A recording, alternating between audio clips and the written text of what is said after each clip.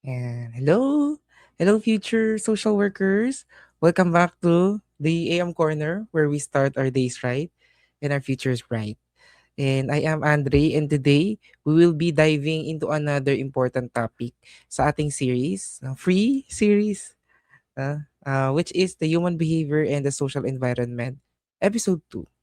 So, prepare your notes, your coffee, and your review mindset because this session, hindi lang tayo magbibigay ng concepts, magbibigay ng mga bagay na dapat tandaan, kundi we will be tackling how would we understand HBSE. And we will be tackling previous topics na na-discuss or nabigay sa atin last year, noong 2025. And if you're new here, don't forget to like and follow natin yung ating Facebook page and also our YouTube page.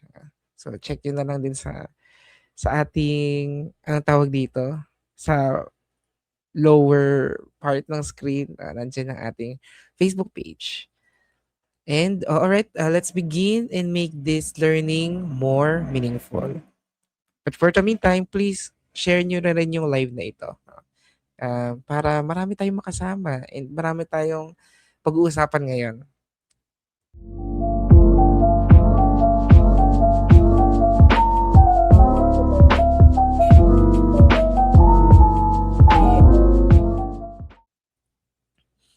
And like our previous episodes, we have a part wherein we will have an energizer lang. Very quick concept na ipapasagot ko sa inyo, which is who am I? Ayan. Instructions, makinig sa clue at hulaan kung sino ang tinutukoy or anong theory. Ayan. Anong concept. May 5 seconds lang to answer. Bilisan. So we could utilize ang ating comment box for this. Okay, Gina. Gina. Sige, start na tayo agad-agad.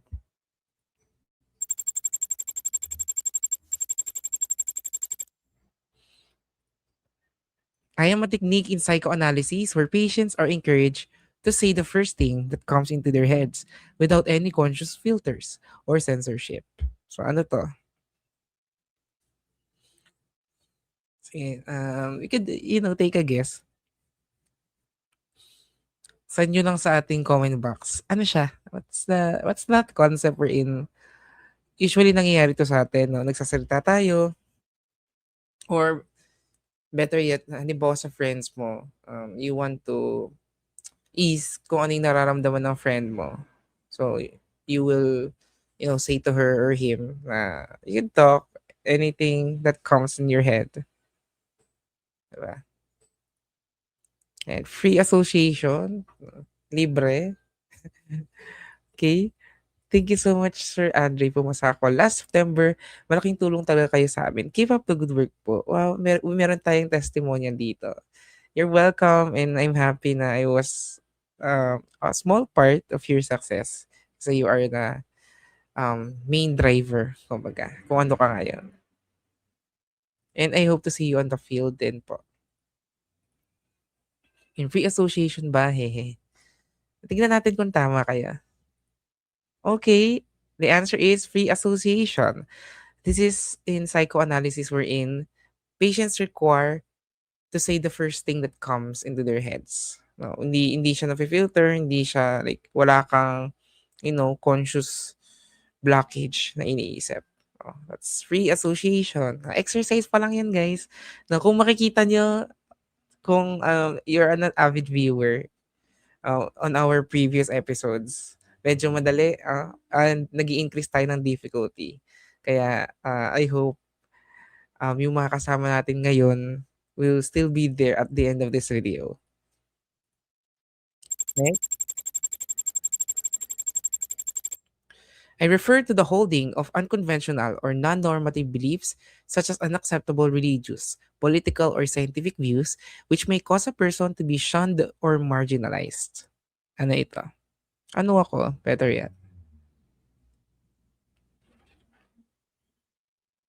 Anong clue dito? Holding. Pagpipigil.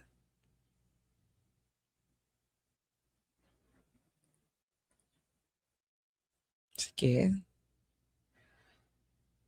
Ano lang, let's utilize free association here. Just, type it. Type anything.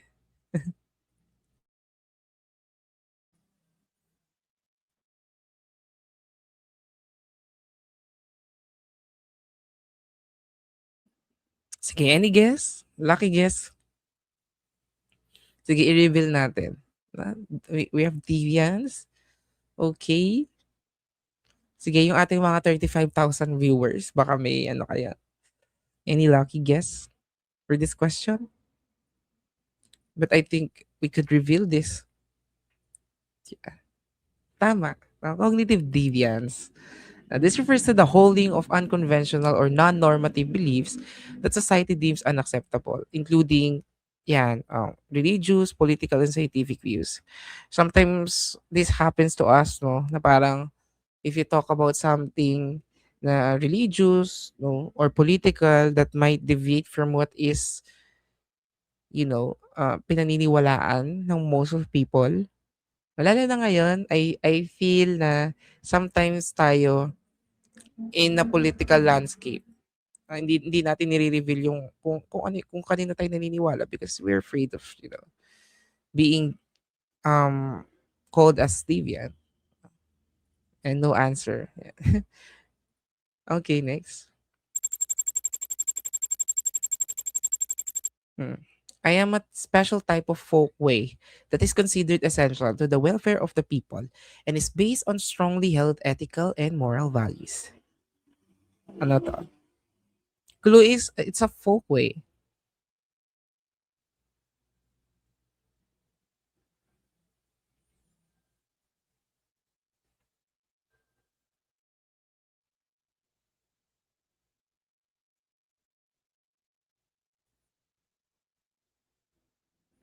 Sige, lucky guess.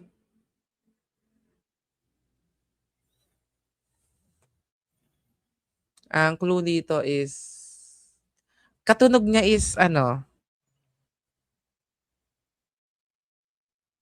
Ano katunog niya? Something na ginagawa kapag may camping? Yeah, pwede. I'm not sure if it's ano. I, yeah, I think it's something that we do. Thank you, sir. Nakapasa ako eh. Congratulations. See you on the field. Norms? Let's see. Morse. Kaya nasabi ko na something nakatunog. It's Morse. Di ba? Medyo wali. Yeah, it's Morse. It's Morse sa marshmallow. Pwede. Pwede, di ba? Acceptable. Mores or mores are the expected behavior in a society that individuals follow to satisfy their needs and desires while upholding moral standards. Sige, next na agad. I am the expression of the interaction between individual and their environment, representing how well they fulfill their roles and handle life tasks. Who am I? Ito very easy. It's so easy. Kayang-kaya niyo to. So it's something na about people, the environment, how we fulfill our roles that is given to us, how well even. Sometimes it's not enough na we could just do things. We have to do things, in an acceptable way, in a good way, di ba? Mm. Social functioning, check natin. Yeah, correct. So hopefully almost everyone na tama dito. This is the expression of the interaction between an individual and their environment. It assesses how well a person handles life tasks and fulfill their social roles, such as their performance in familiar or occupational positions. Okay. Next. Yeah. I am the spontaneous pickup or imitation by group members of a behavior that was initiated by another member of the group. Again, I am the spontaneous pickup or imitation by group members of the behavior that was initiated by another member of the group. Who am I?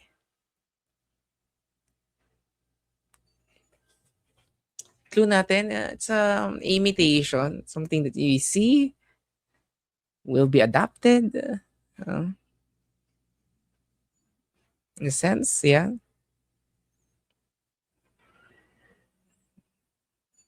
Yeah. Guess, guess, guess.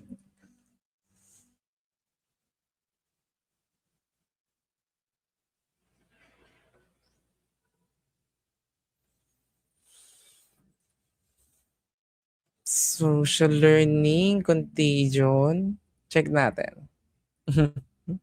Contagion, tama. Or behavior contagion. Ang gagaling ng ating mga watchers for today. This occurs in group settings where one member's action triggers a similar reaction. Kahit hindi natin sinasabi na they have to follow it or imitate it. No? So that's behavior contagion. Next, I am the demographic theorem that asserts population grows geometrically while the food supply only increases arithmetically. Ano to, yung parang when the population increases, food supply increases. Ah,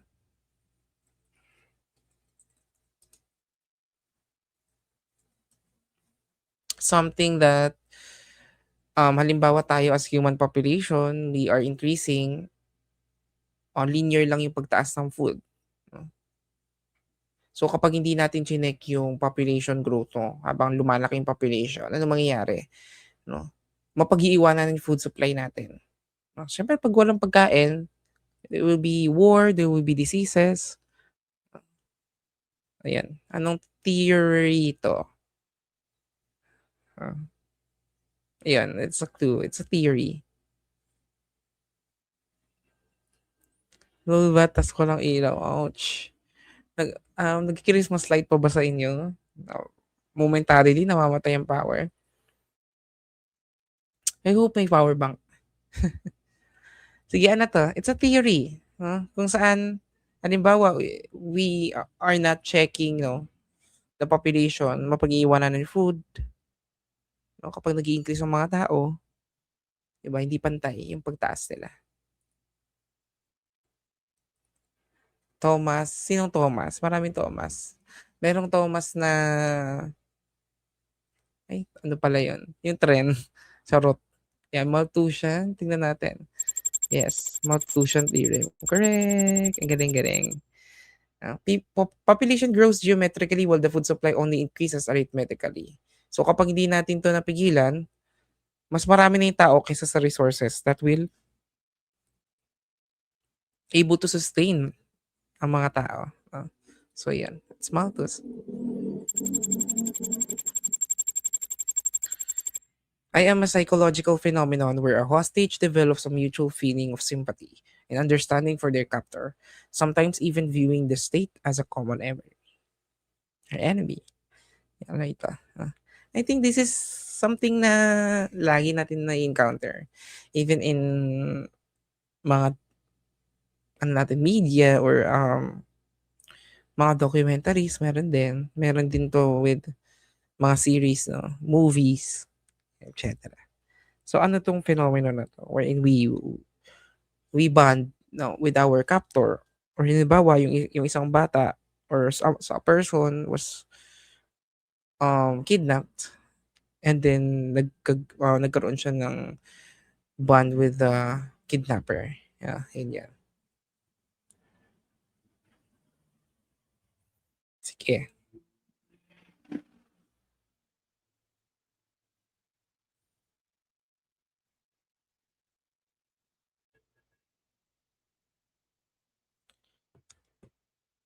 Tama ba?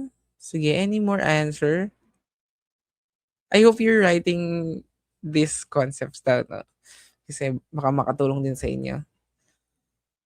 Stockholm Syndrome, correct? It's a psychological phenomenon where a hostage develops a mutual feeling of sympathy and mas naintindihan niya yung kanyang captor or the kidnapper on my example. Yes.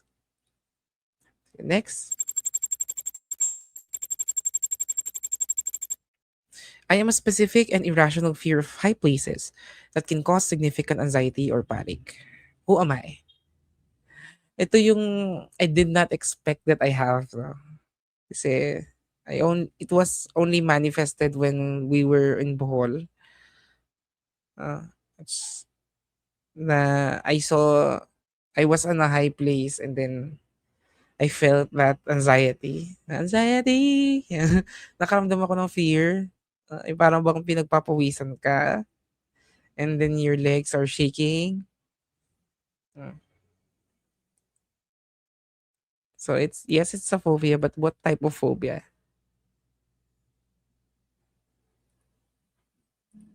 It's acrophobia. Oh. So ang daming phobia na meron tayo, no? But with this, a fear of high places is acrophobia. Specific and irrational fear of high places. Yan, yung mga mountains, yung mga high buildings. Ako kahit elevators, tapos yung paligid mo is very clear, like a glass elevator. Tumataas din ang aking anxiety dyan. Okay, next.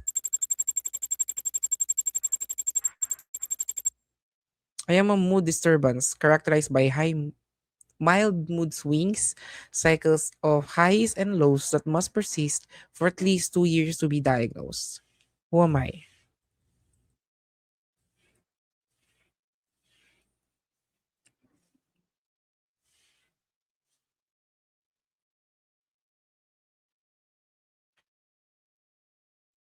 Sino siya?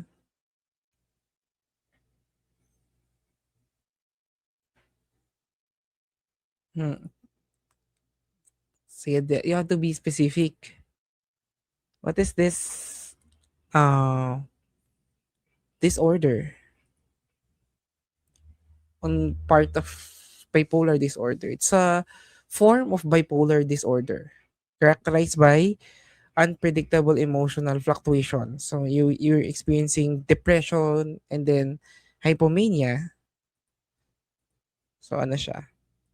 Yes, yes, yes. Ayun. Cyclothymia. So chronic mood disturbance involving mild mood swings, lows, and highs that must persist at least 2 years para ma-diagnose. So, yun ang Scott. Next. I am the primary cognitive accomplishment of the sensory motor stage, where an infant realizes that objects continue to exist even when they cannot be seen. Who am I? Clue natin dito, this is on the sensory motor stage. Diba?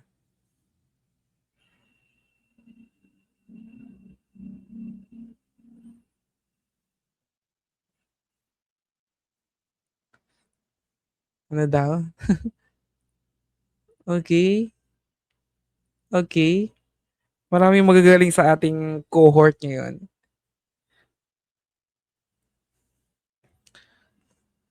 Okay. Let's see. Yan, object permanence. According to Jean Piaget, this is the primary accomplishment of the sensory motor stage. So, an infant knows that an object exists kahit hindi niya nakikita or nahahawakan. No? That is object permanence.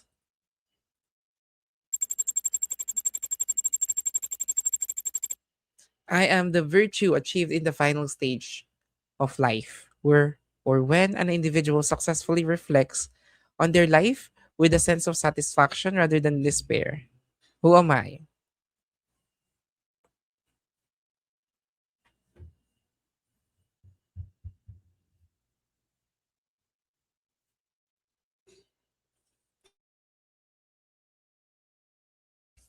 So this is our life stages, no?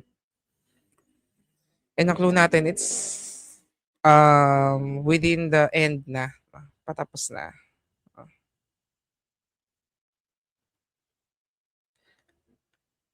Ang question natin, tinatanong niya, the person has a sense of satisfaction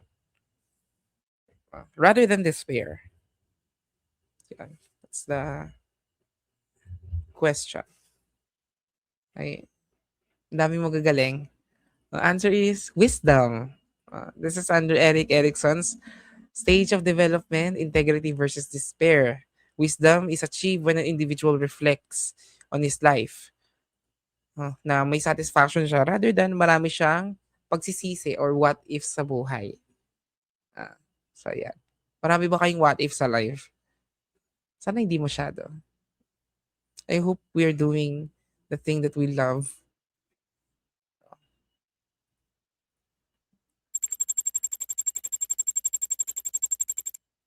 According to birth order theory, I am often seen as more conservative, a leader who follows rules, and more motivated to achieve than my younger siblings.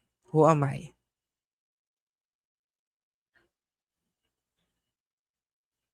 Ito maganda, birth order theory. Ito baka makarelate kayo. You can relate to this, no? Baka sa set of family nyo, pag ba ikaw yung more conservative leader, hmm, ang cute ng picture niyo. Firstborn, eldest, tignan natin. Yes, it's the firstborn. Naniniwala ba kayo dito? Kayo ba yung, well, as the definition mentioned, kapag ikaw, you're more inclined with following rules, breadwinner to, no? Yeah. According to birth order theory, firstborn children are often seen as more conservative, rule-following leaders than who are highly motivated to achieve. Because they were dethroned by the arrival of a younger sibling, they often work harder to maintain their special place and please yung kanilang mga magulang or adults. Yeah. I am a state of cultural and societal ennui in why? Hindi ko alam yung pronunciation nito. That occurs when previously reliable sources of meaning and purpose are no longer available or match the needs of the collective. And who am I?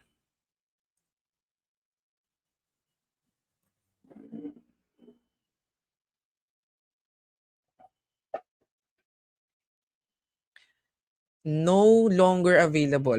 No, anong clue dito? State of normlessness? Yeah? Is it?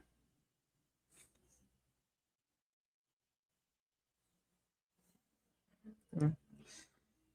Sige, more answer.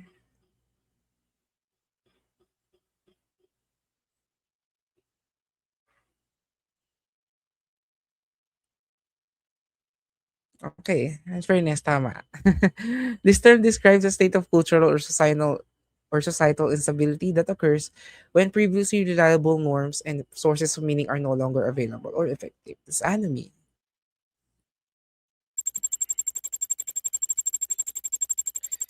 I am a community discovery process where people are engaged in collectively discovering their realities, visioning their future, and taking appropriate action. Who am I?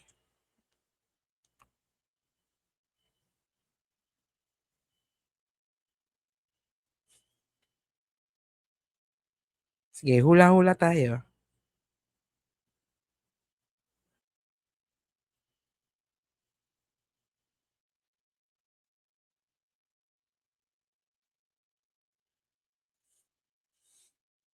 Social action? Question mark? Oh, are you asking something? Social planning, collective action, appreciative inquiry. Sige, more. Ano kaya to?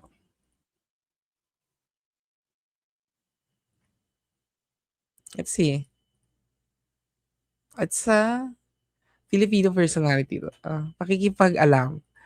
This refers to a community discovery process where people engage in collectively discovering their social realities. So ito ay, you're curious, no? You want to ask in the context of community, di ba? Nagtatanong ka, you want to discover things. Pero ito, iba to sa Marites, no? Kasi yung Marites, may malis usually, di ba? Kapag ang chismis, may mali siya. Palagi 'no, almost all the time, oo. Yeah, it's a Filipino personality 'to, pakikipag-alam. Okay, next. I am the type of deviance where an individual accepts societal goals but uses unapproved or unconventional means such as theft or drug dealing to achieve them. Who am I?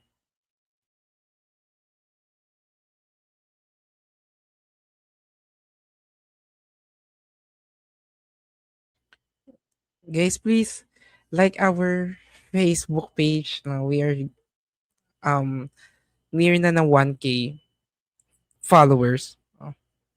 Please follow us on our Facebook page para ma-reach natin yung milestone na yan. Yeah. This is a type of deviance. So it's about cultural goals versus what?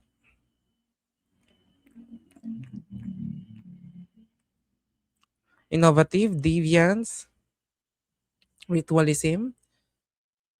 Yeah, let's see. Innovation. Yeah. May tumama ba? Ayun, may innovative. Innovative. Close. In Merton's string theory, innovation is a type of deviance where an individual accepts societal goals. So, gusto niyang yumaman but uses unapproved or unconventional means para makuha ito because the acceptable means is not available to her or him. Kaya magnanakaw siya. That's innovation. Well done! Congratulations, guys. Yan, yun pa lang, no? Dun pa lang tayo sa ating exercise na napakadali, 'di ba? Super super easy, kayang-kaya niyang sagutin. Okay,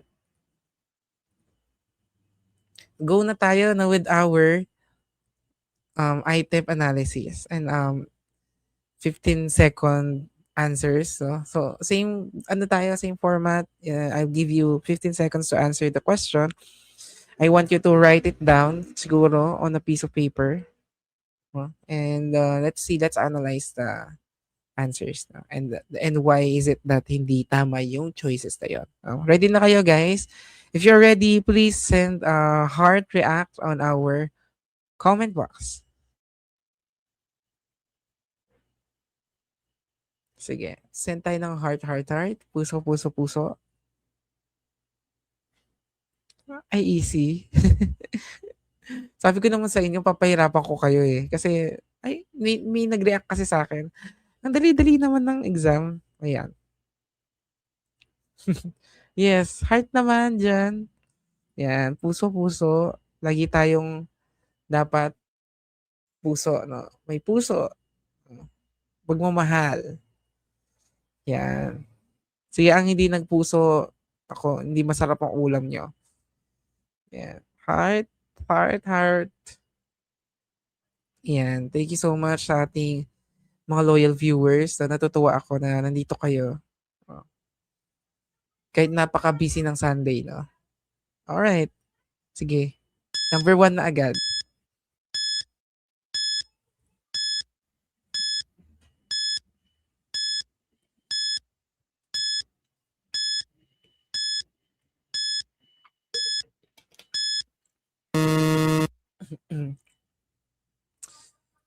Anong level ng question, sir? Ano na yon? Medium pa lang yung kanina.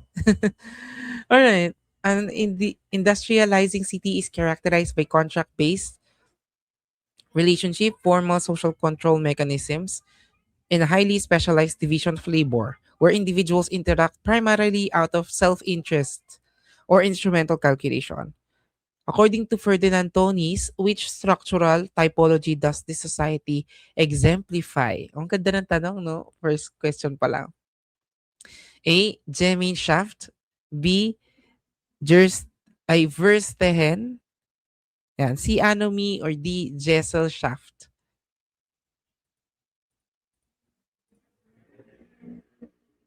Ganda ng tanong. Gusto ko yung A pa lang. Palaban na tayo.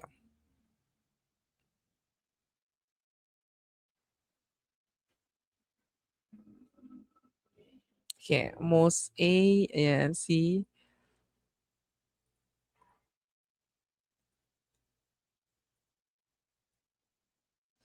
Yeah, maraming A, no? Ano clue natin dito? I would like to point out some words, no? Alam niyo naman yung technique natin. Ang clue niyo dito, guys, remember, sabi niya dito, individuals interact primarily out of self-interest or instrumental calculation. So, ang mga tao, gumagalaw sila because, what? Out of all their own interest. Hindi ibig sabihin, they want to, accomplish things due to bonds, no? Yung getting together, yeah, unity, loyalty. No? We are bonded by this due to our contracts. No? Halimbawa sa trabaho natin, you are contracted for a year to do your job. No? And if you do not um like hindi ka nag-adhere with your contract, o magkakaroon ka ng breach of contract or minsan mapapreterminate yung kontrata mo. No? So yon ang isa sa part ng sagot natin. Ah, ayan. With that, ano, kanina na-establish natin what is anomie. Ano yung anomie? State of normlessness. But with this, we're looking about, yun nga, yung how a society was built into. Anong klaseng society meron tayo? Oh, so, hindi siya. Itong verse 10 na to, this is under Max Weber. No? So, kailangan daw intindihin natin yung members of the community, like their human behavior on their own subjective perspective, no? Kesa i-check natin yung structural model ng society na kinabibilangan natin. So, yan. May nag-ano dito. May interaction na nangyayari, bonded and based relations. So, is it what is being asked? If there is an interaction, people are close-knit, traditional way of society, ano pa, we have collective consciousness, ramdam natin yung isa't isa, we tend to be more emotional, we tend to take care yung mga relationships na meron tayo. No? That is A, Gemeinschaft. What, ano ba kabaliktaran nito? Gesellschaft. Letter D.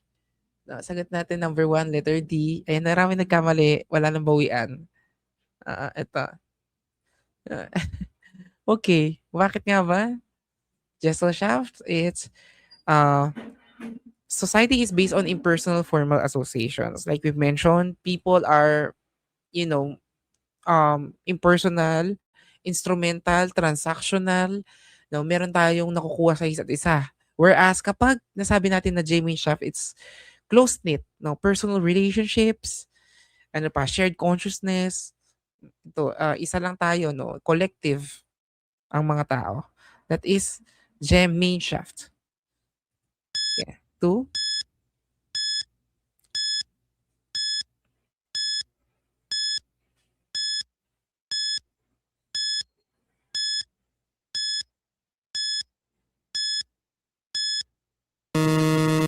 A national economic policy framework dictates that underdeveloped regions cannot break free from economic stagnation through incremental shifts.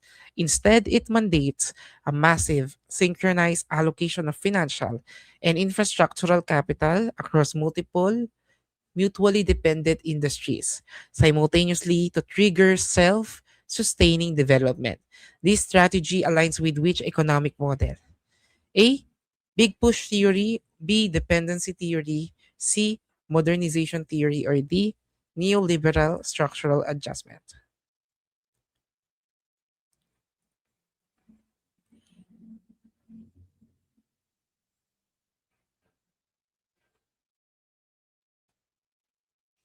Okay. Sagot na guys. Use our comment box. I-utilize nyo na ang ating free review. Ayan. May A, may C, may D din, may C. Okay, let's check the question. Sabi niya, ang underdeveloped regions daw cannot break from economic stagnation kapag shifts. Ang shifts is stages, no? So alin dito yung stages? Modernization theory is stages. no? From industrial o traditional to what? Age of mass consumption. So hindi siya kasi directly it go against the question. No? What is dependency theory? No, ito yung may periphery, core periphery, kung saan yung mga mayayamang nations which is the core, no, they exploit resources from the vulnerable countries. No, like US exploiting resources, halimbawa lang, no, from the Philippines. So meaning it's rigged in the first place. No? Talagang madaya na. Kasi in the first place, yung mismong structure natin is may problema na. No? So yun ang dependency theory. So neoliberal structural adjustment, from the word neoliberal, hindi nakikialam yung Estado, ano pa, privatization, yung mga government institutions or departments are being sold out sa mga private agencies. Yan. So sagot natin, big push. Ano yung clue natin dito? Massive synchronized allocation of financial and infrastructural capital. No? So sabayan. In big push theory, iniisip natin na yung paunti-unting strategy is not enough para yung ekonomiya natin will achieve like halimbawa if we're talking about poverty, no, it's not enough na paunti-unti yung ginagawa natin. So kailangan we have to push for more investment strategy. 'Di ba? So yan ay big push theory. Yan. What is big push? Development economics that proposes coordinated effort to promote economic growth. Kung ang tackle natin is poverty, halimbawa, we have to invest on infrastructure, schools, education, tuition fee ng mga students, other key areas to create a positive feedback loop, for us to have an economic development. That is the big push theory.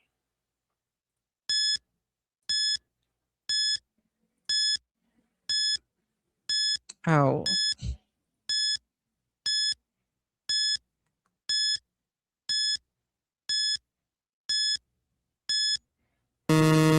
When macro level economic transformations or cultural institutional breakdowns occur, individuals may find themselves unable to achieve culturally defined success goals because societal avenues to legitimate means are blocked. Robert K. Merton explains this strain as a catalyst for A. Labeling, B. Differential association, C. Deviance and conformity adaptations, or D. Social disorganization.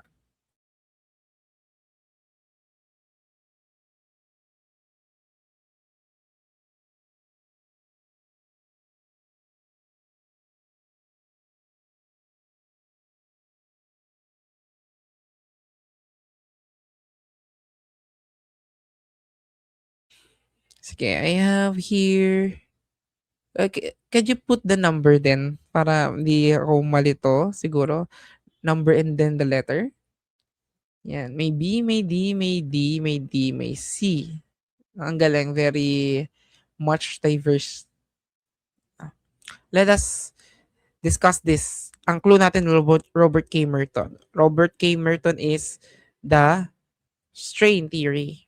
So under strain theory, cultural goals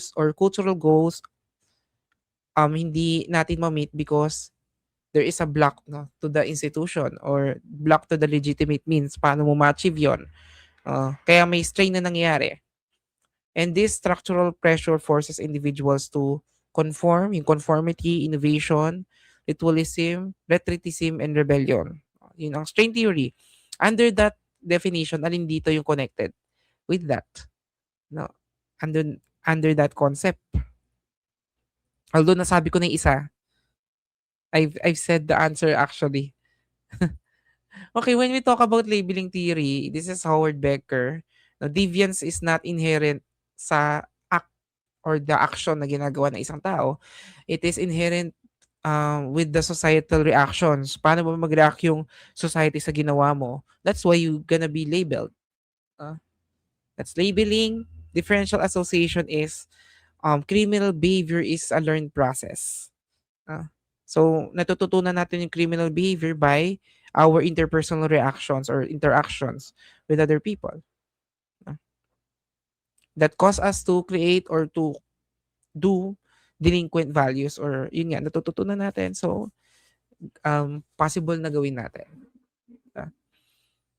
And for social disorganization, this is mataas ang crime rate ang isang community or neighborhood kapag what? Depende, no? Depende kung mataas ang poverty sa society na 'yon or community na 'yon. Kung palipat-lipat yung mga tao, hindi consistent yung mga members, ano pa, walang school, walang presence of hospital, no? Yung political network is hindi ganun ka-stable. And that's social disorganization. So sagot natin based on the string theory is of course the conformity adaptations. Ito lang naman yung connected chan, no? Ito yung C. Deviance and conformity adaptations. Ito, I think I've discussed this then on our previous cycle ng review, but let me explain this again. So strain theory explains that people may experience pressure or strain if they cannot achieve their goals. O, kapag gusto mong yumaman, gusto mong maging success, gusto mong sumakses, hindi mo kaya because the legitimate means of achieving these things are blocked. Imposibleng ma-meet mo sila. So because of this strain, you will what? Do deviant or illegal behaviors. So example natin is halimbawa, si John, no, anong Tagalog ng John? Juan. No, si Juan, gusto niyang yumaman, gusto niyang maging successful, gusto niyang matulungan yung pamilya niya, and nakikita niya, no, very realistic sa atin na we saw people na mayaman, no, and we feel na we want to also achieve that for our lives. No, pero yun nga, minsan nahihirapan tayo to achieve that because yung kinamulatan natin ng pamilya is mahirap, no? Dahil doon hindi siya nakatapos ng kolehiyo, kasi hindi niya afford yung tuition. So dahil dito, si Juan makaka-experience siya ng strain. One will experience a strain or pressure. So si Juan, since hindi niya ma-achieve yung gusto niya in a legal means, ang gagawin niya, mag-o-online scam siya. Yan, yung nagte-text sa atin na BPI or BDO na mag-claim ka ng rewards, ganyan, pero scam pala. Something like that. So according to Morton, ano siyang part, no? As we've discussed kanina, it's innovation. You accept society's goal, no? Yun nga yung pagiging successful, pero you use illegal or illegitimate means paano mo ma-achieve yun. That's innovation. So conformity, discuss natin. Accept cultural goals and accept the means. Now, when you conform, halimbawa, a student studies hard kahit mahirap yung pamilya nila. No? Gusto niyang mag-aral na mabuti para ka-graduate niya, makakapagtrabaho siya. Makakahanap siya ng decenteng trabaho. That's conformity. Again, innovation, accepting cultural goals, and rejecting. You accept and then you reject for innovation. For innovation, you want to earn money. Halimbawa, gusto mong kumita ng malaking pera, mabilis, no? Kaya ang gagawin mo, magbebenta ka ng mga fake products online, no? Kasi mas mura sila. No, that's innovation. You want to get rich, pero you will do illegal means. No? Next naman, ritualism. When we say ritualism, you reject the cultural goals and then you accept the means. No? So, halimbawa, marami dito, no, na working in corporate. So you're working in a corporate building or corporate company, parang redundant siya. You're working in corporate and syempre sa corporate, very routine yung trabaho natin, no, paulit-ulit. And nagtatrabaho ka, no, you are doing the legitimate means.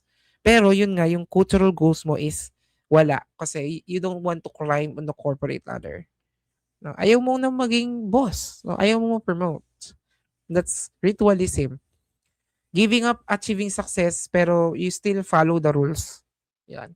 For retreatism naman, you are rejecting the cultural goals and rejecting the conventional means or institutional means.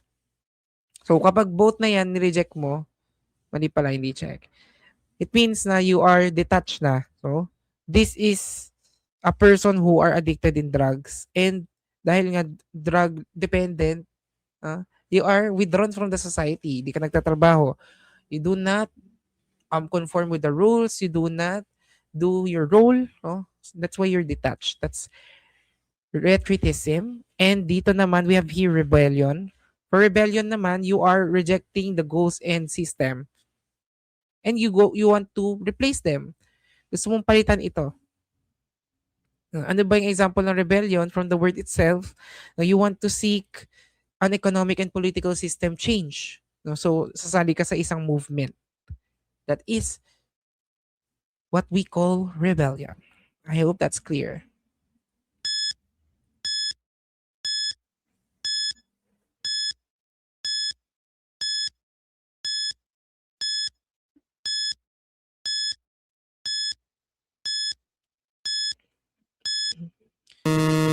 An analyst evaluates a community development project using an approach that frames economic growth as a linear, evolutionary process. The analysis maps how the digital societies must transition through preconditions for takeoff, followed by the takeoff stage for achieving a high mass consumption society.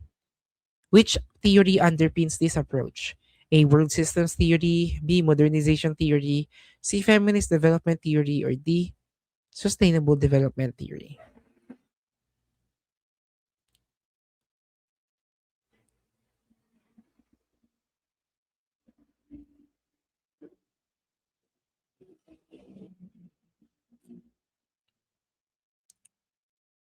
I think na-mention ko na 'to 'no, let's not dwell on this. When we're talking about linear evolutionary process, so from traditional societies through age of high mass consumption. That is modernization theory by Walt Rostow. A. Ang word systems theory, yung na-mention ko kanina na core, nation, periphery, semi-periphery, yan. Ang feminist development is about gender, no? Gender exploitation, structural bias among women. And it focuses on equity and empowerment rather than capital. Kasi ito, we're looking at the economic growth. So automatically mali na yan. Sustainable development theory, it's about, from the word sustainable development, no, achieving the goals of the present without what? Yung balance muna, no? Rather than focusing on advancement ng milestones. So yeah, that's sustainable development theory. Yeah, Rostow's five stages of growth: traditional society, subsistence, we grow what we eat, no, barter agriculture. Stage 2 naman, yeah, we specialize on the infrastructure. No? Stage 3 is take off. There is already investment, yung barter, nagsisimula na tayo to, import and export. And for drive for maturity, we are already creating products, importing among different countries, and investing on other resources and other sectors, no? Like health, education, yan. For high mass consumption, ito yung consumer na meron tayo ngayon, no? Wherein ikaw, you want to buy something, you want to purchase ang isang gamit and hindi ka na kailangan pumunta sa mall para gawin yon, di ba? You could use Shopee, you could use Lazada. No, that's five stages of growth.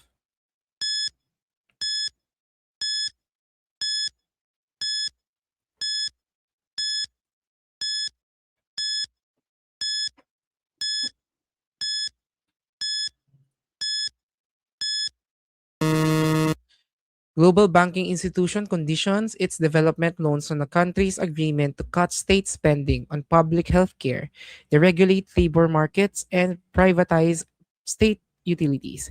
This approach is an example of A. Welfare state capitalism; B. Import substitution industrialization; C. A Marxist command economy model; or D. Neoliberal social development policy.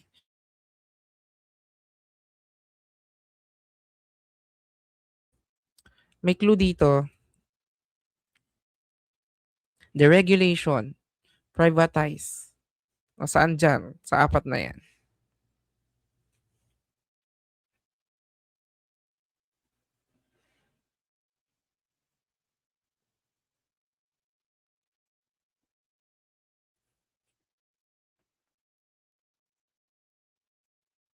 Okay, the regulation, ano pa?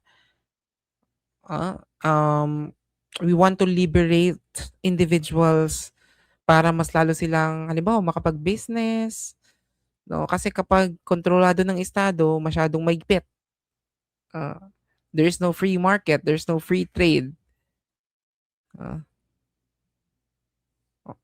from that, point of view 'no, that's a neoliberal pa din, neoliberal social development policy, ah. So for Marxist, we are aware of the conflict theory, right? Conflict theory, no, kung saan we are focusing on the economy, no, na ang estado ang may hawak ng lahat ng production and centralize yung planning, no? So it goes against the privatization concept, no, directly. So hindi yan yung sagot. Ah, import substitution industrialization, no? We replace foreign imports ng mga domestic products. No? We substitute the imports. No, halimbawa masyadong mahal. O ito, yung masyadong mahal yung spam. No, sinong mahilig sa spam diyan? Taas ang kamay. Masyadong mahal ng spam, so ang gagawin natin, we substitute the spam into another product para mas mura and we could produce this sa sarili nating bansa. Ah. Welfare state, capitalism, from the word kapitalismo, no? Malaki yung involvement ng estado or gobyerno, no? Why do the government intervene in the first place, no? Kasi para makontrol nila yung pagtaas ng presyo, no? Pa-control nila yung pagta-tax, yan. So, sagot natin dito, D. Next.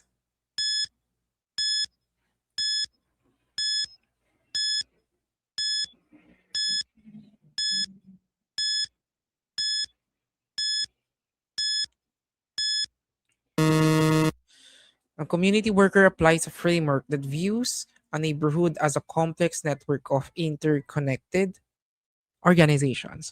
When the local health clinic closes, the worker tracks how this change impacts school attendance, family stress levels, and local police interventions.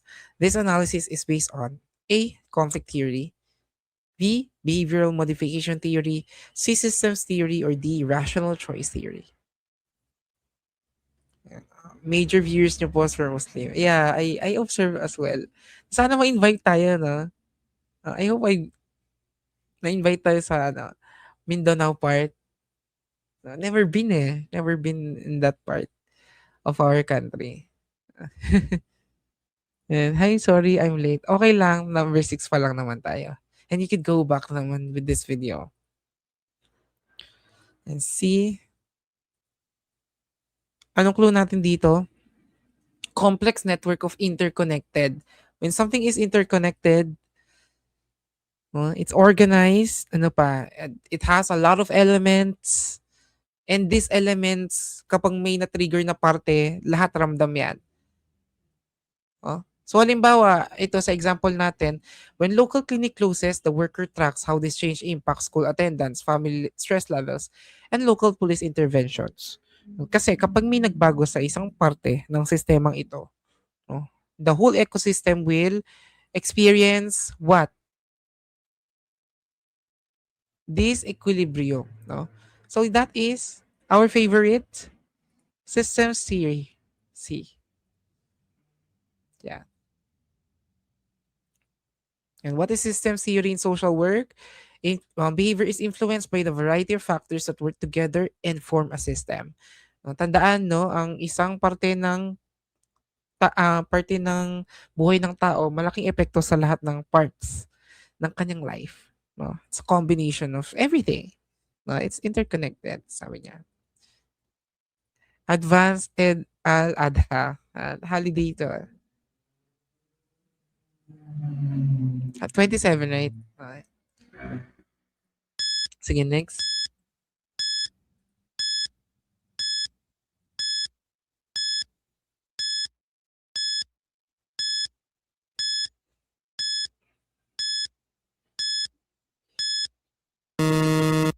And 1/6. Okay lang 'yan. Marami pa tayong tanong. Bawi-bawi. And, please share our live guys na. Sige. City Council reduces funding for public social services, sells municipal utilities to private corporations, and introduces market-based performance metrics for local social welfare programs. These policy changes are aligned with A. Neoliberalism, B. Social demographic policies, C. Keynesian frameworks, or D. Collectivist model.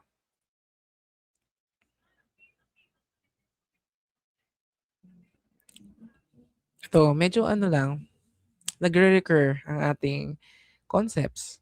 Oo. When we scale back on the welfare state and check natin yung mga programs, the city council is directly implementing what framework? It's a framework eh.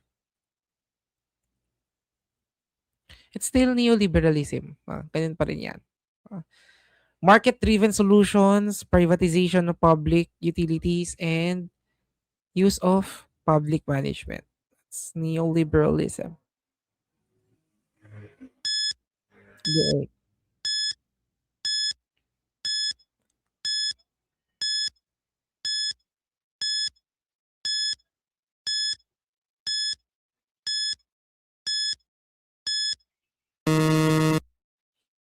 Which sociological theory would a researcher use to analyze how dominant socioeconomic classes design criminal justice policies to protect their wealth while disproportionately criminalizing behaviors common among marginalized low income populations? A. Structural functionalism, B. Conflict theory, C. Social strain theory, or D. Symbolic interactionism.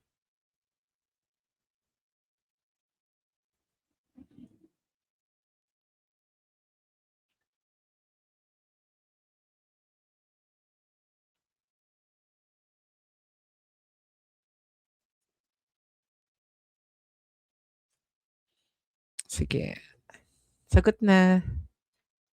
Mamaya ako magbibigay ng clue. Pero again, meron 'to. Sige, i-reveal ko na socioeconomic classes that are dominant.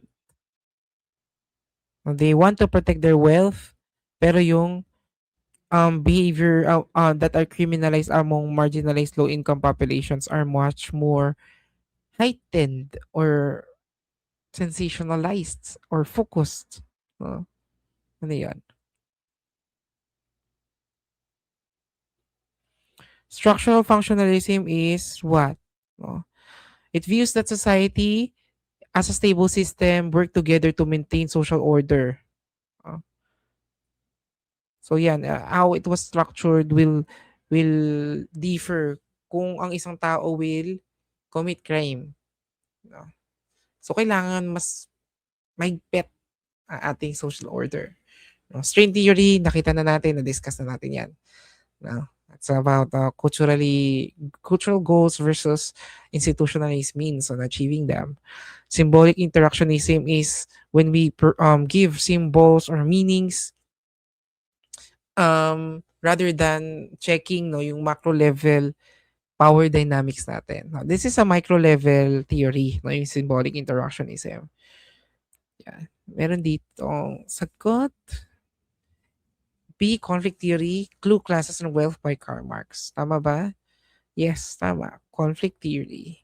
When you talk about conflict theory, this is the fundamental inequality among dominant groups. So yung mga dominant groups will exploit and maintain their power over marginalized or subordinate groups. So yung mga instruments natin like legal, no, alam natin yan, yung batas ginagamit ng mga ruling class para sa pansarili nilang anong term yan? Pansariling kalagayan, no? Kapakanan, yan. The law is used to protect them, no? To protect their economic self-interests. Diba? So yan ang conflict theory. Yan. Conflict theory in sociology is about class struggle and between poor and the rich and false consciousness, exploitation among working classes, yan, hegemony, ruling class dominance versus culture. Economic determinism, economic base influences superstructure, The economy shapes our legal institutions, depende, no, kung ano yung estado natin. No? These are just some core theories of conflict.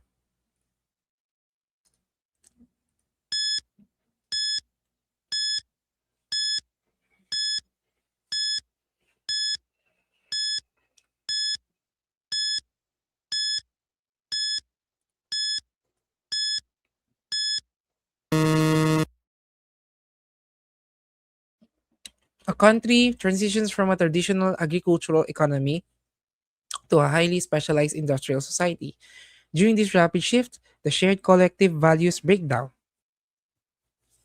leaving individuals feeling alienated and disconnected due to a lack of clear moral guidance. Emil Durkheim would define this condition of normlessness as A. Anomie, B. Alienation, C. False consciousness, or D. Iron cage.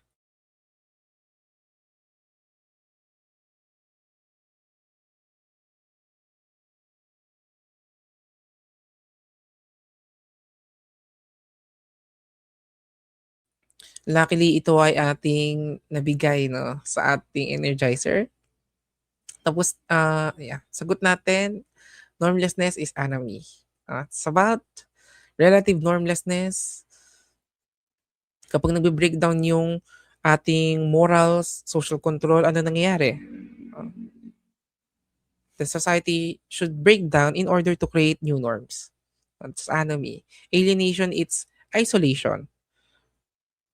False consciousness is, uh, halimbawa, in the poor setting, no? Halimbawa, kung mahirap tayo, minsan mali yung pagkakaintindi natin or minsan nagda-doubt tayo if the state or the government really are concerned sa ating kalagayan, no? So that's false consciousness. Iron cage is um about yan yung pagkulong, no? Ah, ano ba example dito? Halimbawa in administration setting. ah, so yung bureaucracy is or the process itself, no, yung organization mismo will make us feel like we are caged. We are more focused on, achieving targets, achieving the corporate ladder, yung climbing, pero yun nga naiiwanan yung ano natin, yung pagiging isang tao, no, having compassion, being human. uh, that's iron cage. And enemy, condition that occurs when a society previously common norms and values disappear or disintegrate.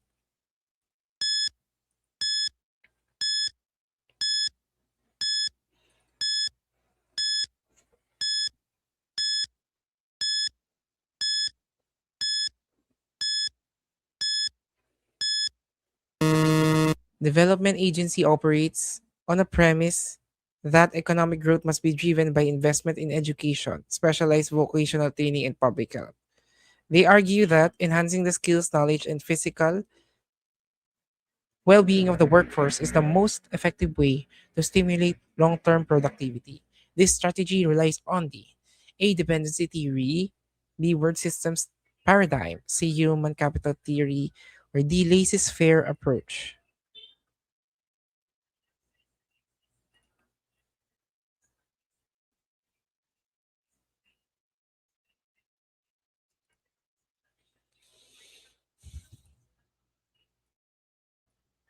When we say laissez faire approach, from the word laissez faire, hindi nag interfere yung government. They have minimal intervention or involvement.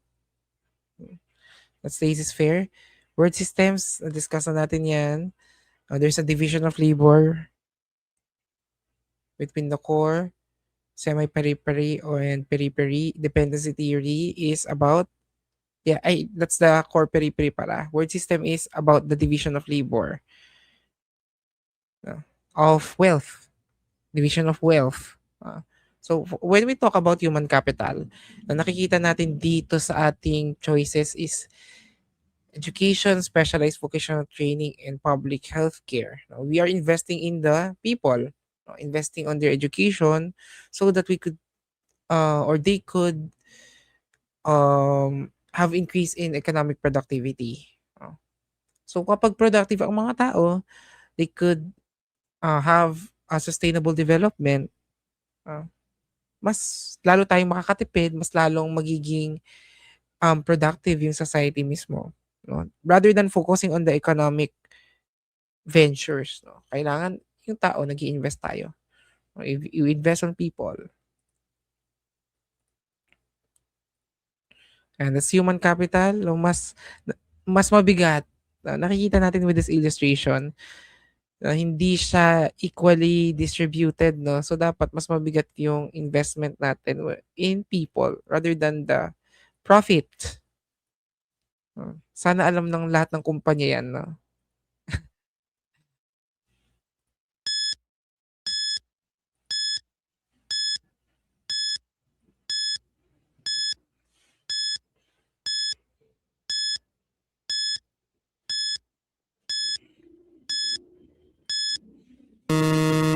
38-year-old client insists that his coworkers are deliberately altering his case files to orchestrate his termination, despite formal documentation from management proving no files have been modified. The client maintains that the documents are forged. He displays no hallucinations or broader cognitive disorganization, but remains deeply hypervigilant. Which clinical presentation is most likely? A. Schizoid personality disorder. B. Paranoid personality disorder. C. Delusional disorder, persecutory type. Or D. Borderline personality disorder. Maraming clue dito. No? Tatlo yung clue na nakita ko. Actually, na-discuss na natin itong mga disorders. No? Or, yeah, I think that's on our exclusive channel. Pero kung naabutan nyo yun, na-discuss natin lahat ng cluster. Yung cluster ng personality disorders.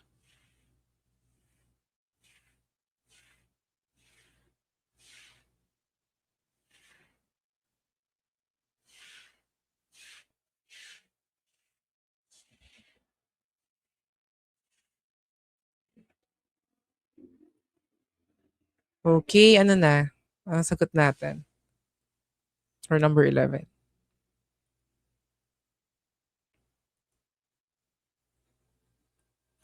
Clue is insist. No? So, nag-insist ka na feeling mo, ina-alter yung case slice mo to have you fired. No? So, kahit in reality setting or realistically speaking, sabi ng boss mo, hindi naman daw totoo, naniniwala ka pa rin na totoo yun. No? So, meaning you are, number one, hyper-vigilant ka, you are mistrusting, you are suspicious of the people around you. No? Feeling mo lahat ng ginagawa sa'yo ng mga tao has malice. No? Talagang gusto kang mapahamak. No? So, yun ay what? Siyempre, that is paranoid personality disorder. Letter B. Pervasive, long-standing mistrust and suspicion. Paranoid. Ayan. So, tama ka. May tama ka. Schizoid is what? No, it's a detachment from your social relationship. You want to be alone. You cannot express yourself emotionally masyado. Uh, Delusional, it's delusion, no? It's can be bizarre or non-bizarre delusions. No? So, pwedeng wala ka sa realidad, no? Depending on your belief system, no? That's delusional. A borderline personality disorder is extreme or intense emotional instability. Hindi ka makapag-maintain ng relationships with other people. You have a bad sense of self or self-image. That's borderline. Paranoid personality disorder, trust issues, have or wants to seek to harm himself or others, exploit or deceive others. Yeah.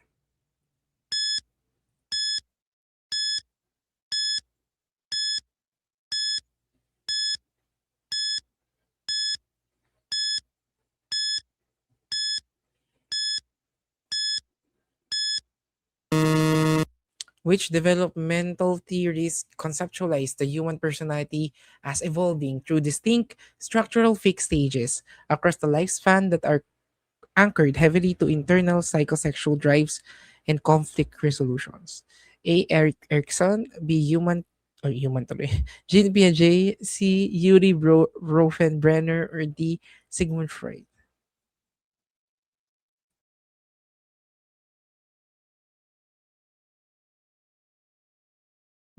To madaling madali, kayang sagutin, kahit nakapikit.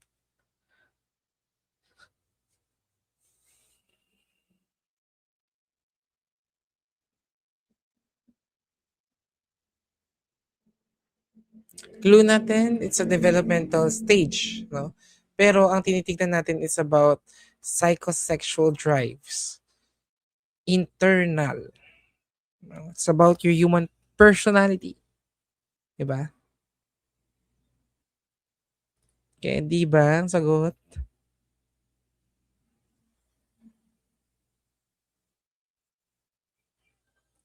We have A,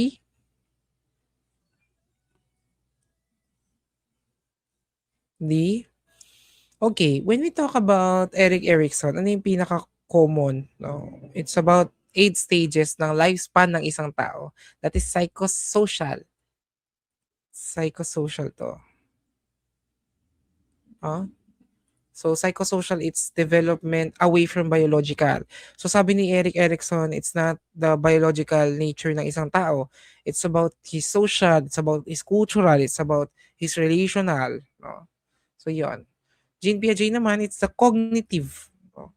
Cognitive, intellectual processes ng isang bata rather than sexual. No? So ang intellectual ang ginagamit ng isang tao para maintindihan yung nangyayari sa mundo. Yuri Bronfenbrenner is ecological systems theory. Yung environmental systems natin are micro, macro. It changes, it influences over time. No? So, Sigmund Freud yan. Sigmund Freud, what? Id, ego, superego. Ano pa? Yung mga stages natin of psychosexual, which is oral, anal, phallic, latency, genital. Oh. And Sigmund Freud is focusing on our erogenous zones. Yan. Oral is ang pressure natin or pleasure is the mouth. That's between 0 to 1 years old. Anal stage naman, focuses on bowel and bladder control. For phallic, it's the genital stage.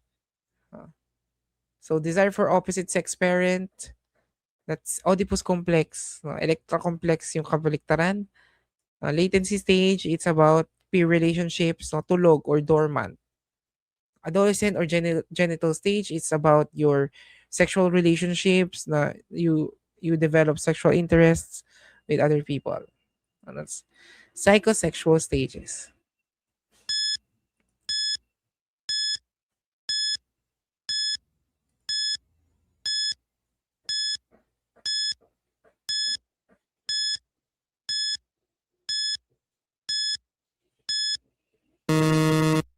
An indigenous community begins integrating technologies, language patterns, and economic practices from a dominant urban population.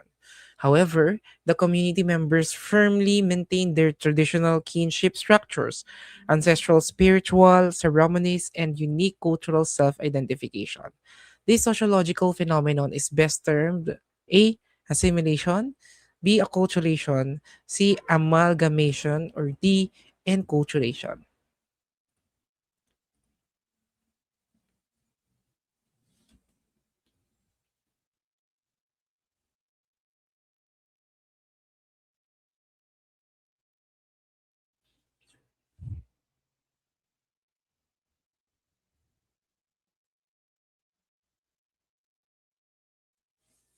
Alin ang naiba?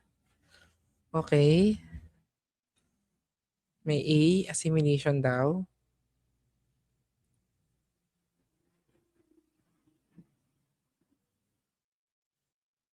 Ang sinasabi niya dito,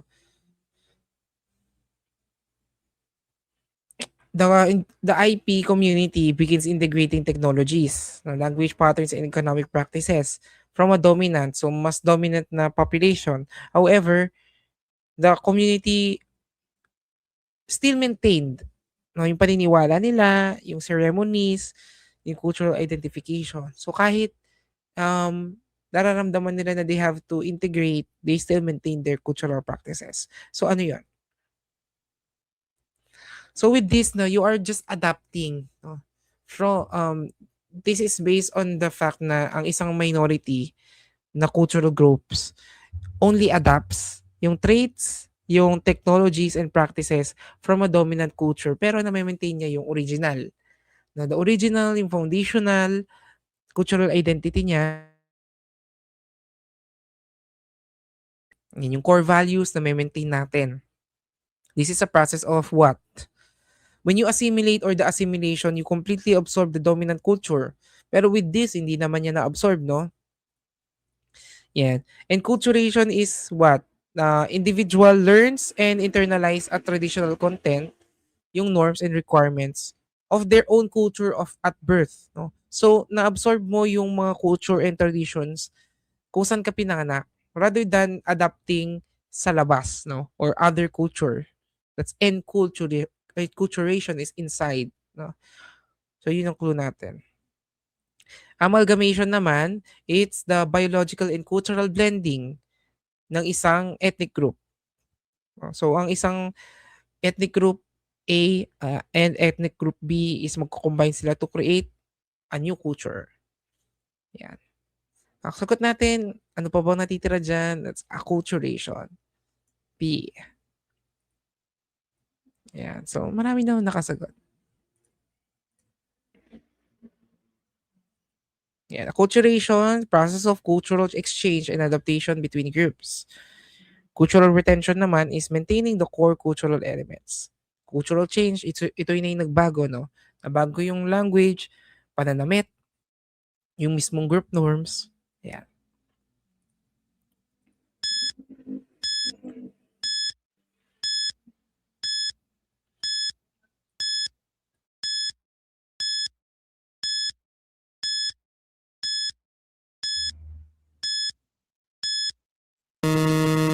In the context of understanding human nature within Filipino social work philosophy, which foundational concept encapsulates the essence of holistic personhood, reflecting on individuals' inner self, dignity, and interrelatedness with fellow human beings.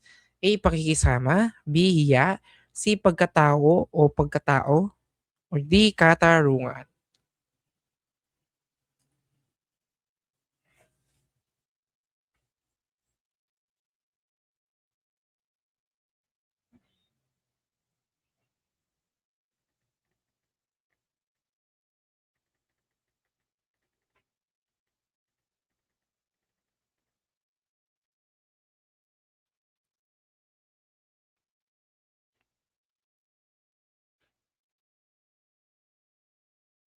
Ano guys? May clue dyan.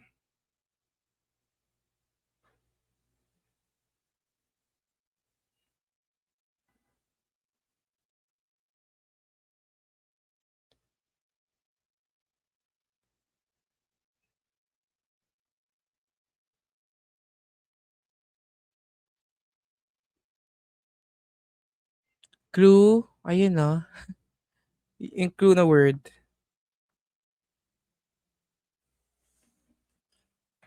Ito. Personhood. Ano yun dyan ang personhood? Hmm. It's Filipino personhood, no? Understanding the nature ng isang tao, dignity, na pa, character, yan. Connection with one another, yan. So that is, syempre, pagkatao o pagkatao, no? Other spelling kasi pagkatao yung ano nila. No? Letter C, pakikisama is what? No, smooth interpersonal relationships. Kung saan we want to have a consensus para hindi natin magulo yung grupo or hindi tayo sumagabal. So instead of talking about it, you just close your mouth, no? Or you just keep quiet. Hiya is shame, no? Yan. Katarungan is justice. 15.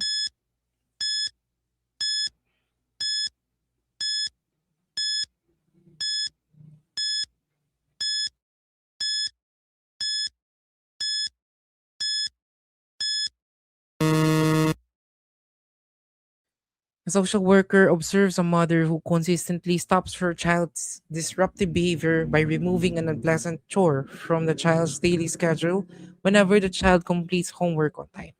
As a result, the child's homework completion increases. This behavioral modification illustrates which learning principle: A. Classical conditioning, B. Negative reinforcement, C. Positive reinforcement, or D. Extinction.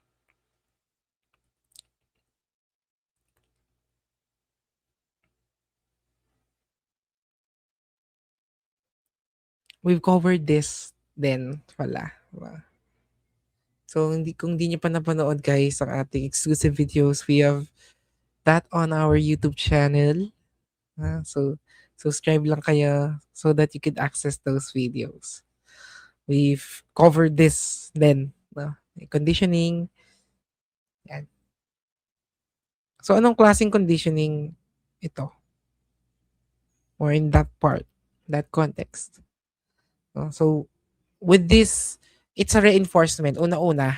So, tanggalin na natin yung classical conditioning. When we talk about classical conditioning, we are pairing neutral, no, or involuntary reflex or a neutral stimulus sa isang stimulus, no, para magkaroon tayo ng response, yung automatic response.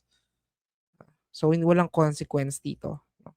So, extinction naman, it's completely removing or withholding all reinforcement until yung behavior natin is titigil.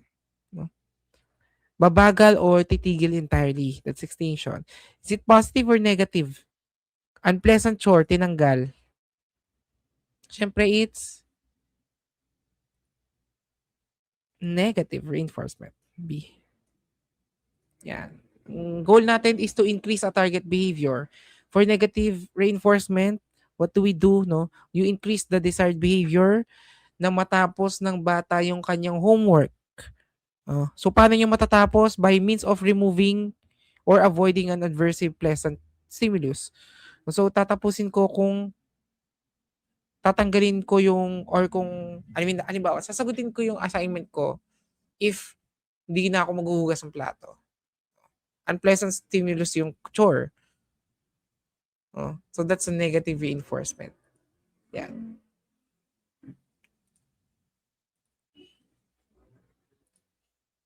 Negative reinforcement, strengthen a behavior that adds or removes a negative outcome. Ito, no? So, feeling mo, na-sunburn ba siya or nakatan? Hindi ko na-sunburn. So, maglalagay ka ng sunscreen.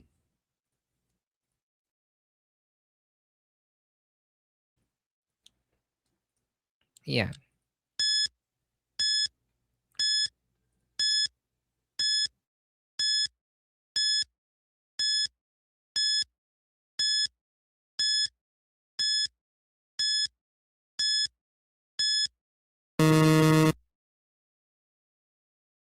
Avi evaluates an 8-year-old child who can classify objects by color and shape, understand conservation of liquid volume, and reason logically about concrete events. However, the child struggles to formulate abstract hypotheses about hypothetical future outcomes. According to Jean Piaget, this child is in which stage of cognitive development? A. Sensory motor stage, B. Pre-operational stage, C. Concrete operational stage, or D. Formal operational stage.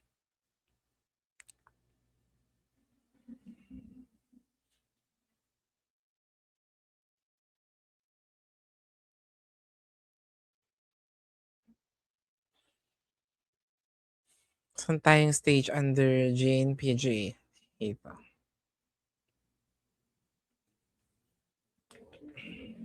8-year-old. Dun pa lang meron na siyang clue. So, dapat alam nyo anong edad. No, 8-year-old siya. No? So, the child can classify objects, shapes, yung spatial awareness, liquid volume, concrete events. However, the child struggles to formulate abstract hypotheses about hypothetical future outcomes. So meaning, ang isang bata na ito is logical siya mag-isip. Pero, what? They cannot, or the child cannot think abstract, no? Or process yung mga um, hypothetical questions or verbal conversations with other people. When we are in a sensory motor stage, this is 0 to 2. So, hindi na yan. Ah, about your senses. Pre-operational stage is what? Egocentrism. Tingin mo, the world revolves around you, which is 2 to 7. Formal operational stage, this is ages 11 and older. Older. Yeah. So, with this naman, if we compare it with our answer, formal operational stage, you could reason na abstractly. May abstract reasoning ka na, you could hypothetically mag-deduce ka ng logical information. Deduce meaning you could, generalize and then provide specific subjects sa iniisip mo. Or even sa scientific thinking, magagawa mo na siya sa formal. Pero with this, sagot natin is concrete operational stage. That's between ages, 7 to 11. Yeah, as we discussed, sensory motor, 0 to 2, pre-operational, 2, 6 to 7, concrete operational stage is 7 to 11 or 12, or formal, abstract, abstract reasoning. Ito. So, dito tayo sa concrete operational. Ang bata, kaya na niyang mag-isip logically, kaya na niyang makapag-identify ng mga objects, makapag-intindi or maintindihan yung mga concrete actions. So, pero hindi pa siya abstract. No?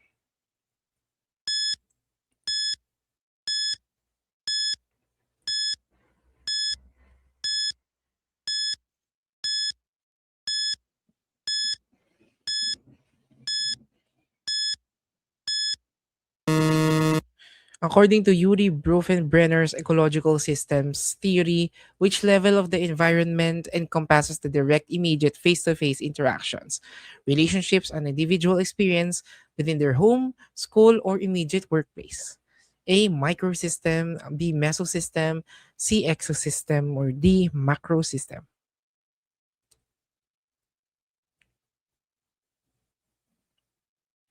Parang masarap magkape, no?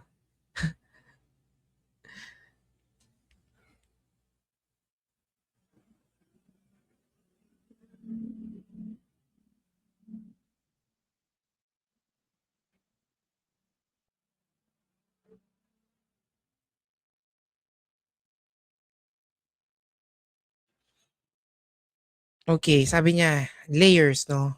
Yuri Bronfenbrenner's ecological systems is what? Tingnan natin dito. Ay, nasagot ko. Microsystem. Okay, let's see the diagram. Sagot natin dun, guys. Apologies. It's microsystem. Now, when we talk about microsystem, dito tayo. This is our client. And this is the microsystem, which is the immediate environment. That's the innermost layer kung saan we're talking about the physical environment ng isang bata, ng immediate face-to-face relationships, ano yung mga immediate interactions ng bata. Pwedeng pamilya,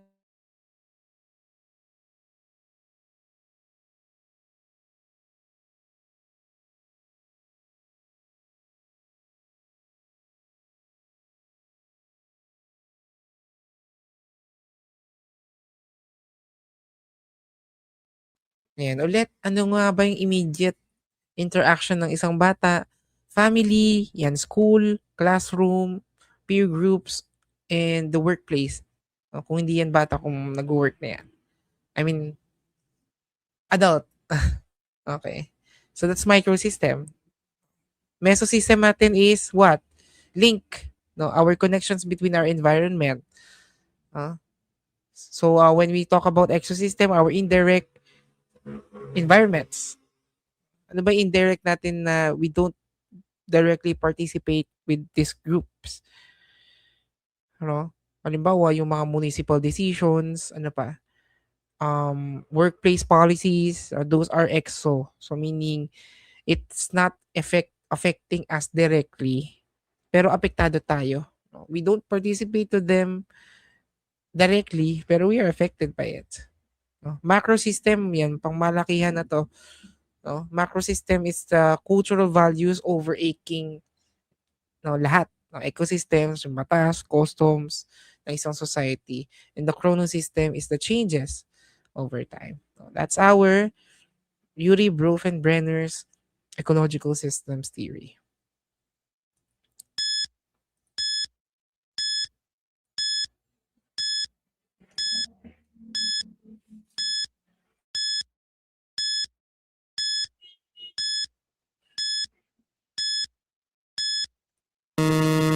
A client routinely attributes his own unacknowledged hostile feelings toward his social worker by claiming that the social worker dislikes him and is actively working against him. During clinical assessments, the supervisor recognizes this behavior as an unconscious defense mechanism. This dynamic illustrates A. Rationalization, B. Reaction formation, C. Sublimation, or D. Projection.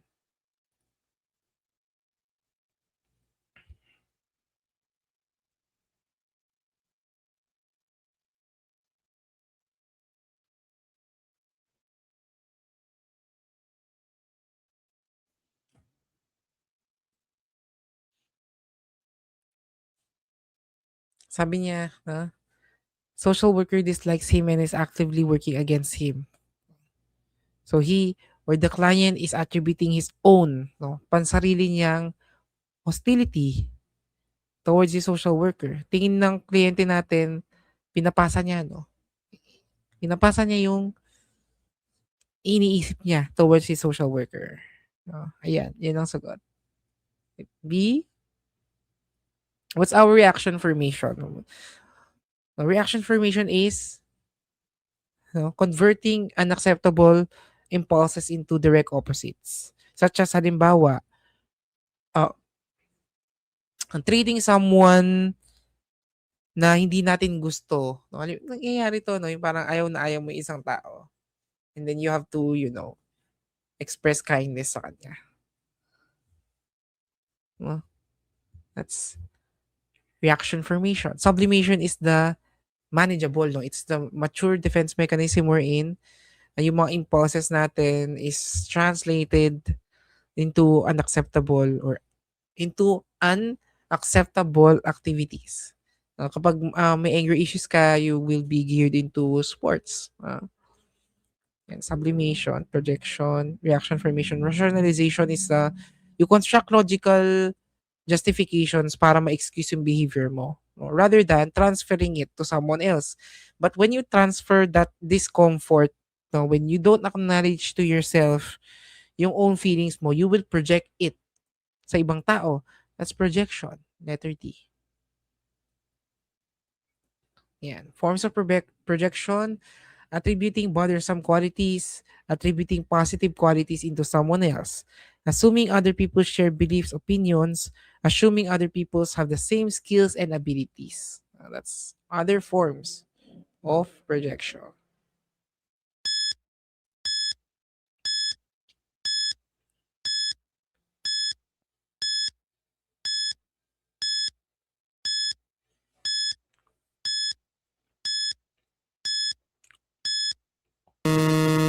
A child is able to logically organize a set of sticks from shortest to longest. However, when presented with a purely verbal problem, such as if A is taller than B and B is taller than C, who is the tallest? The child cannot resolve it without physical objects. This child is demonstrating the limits of which cognitive stage? A. Concrete operational stage, B. Pre-operational stage, C. Formal operational stage, or D. Sensory motor stage.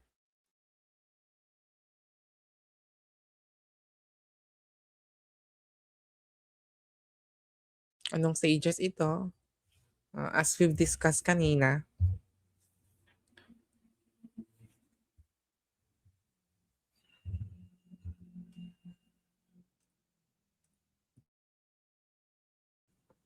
So sabi niya, no, the client or the child is what? No, under what stage? Logical siya, no? The child knows serial numbers, no? Ordering objects, arranging, no? Pag physical, pag nakikita niya, nahawakan niya. Pero pag kailangan na niya i-apply ito into logical, abstract way, no? So, hindi pa siya formal kasi it's under the concrete operational stage. Same explanation din sa kaninang item. Yan. Sensory motor, pre-operational, concrete operational, and formal stages. 20.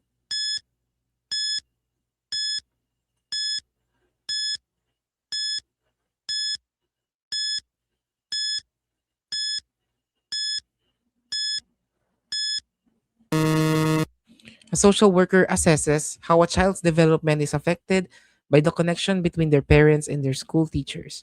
In Yuri Brenner's ecological systems theory, this relationship between different settings belongs to the A microsystem, B exosystem, C mesosystem, or D macrosystem.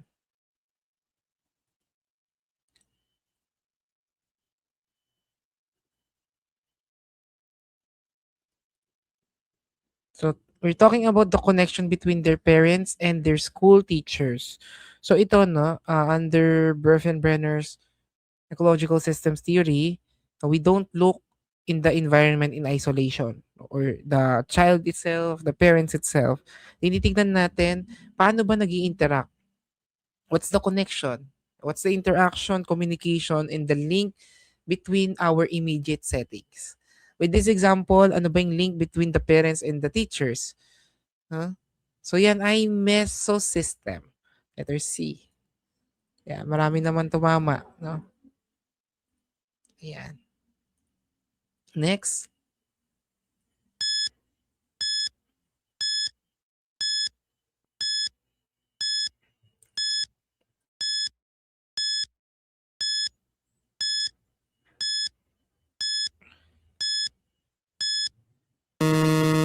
During a case management session, a social worker utilizes a diagrammatic assessment tool that draws circles around the client system to map out external connections, resource flows, institutional stressors, and the nature of relationships with community networks. What tool is being deployed?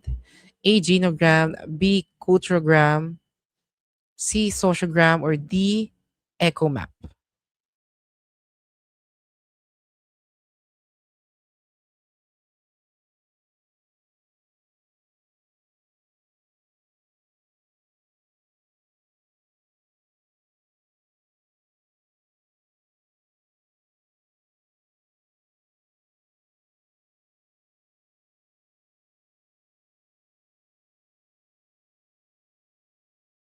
Sige guys, pag-isipan na mabuti, make sure na you're not confusing the other one. No?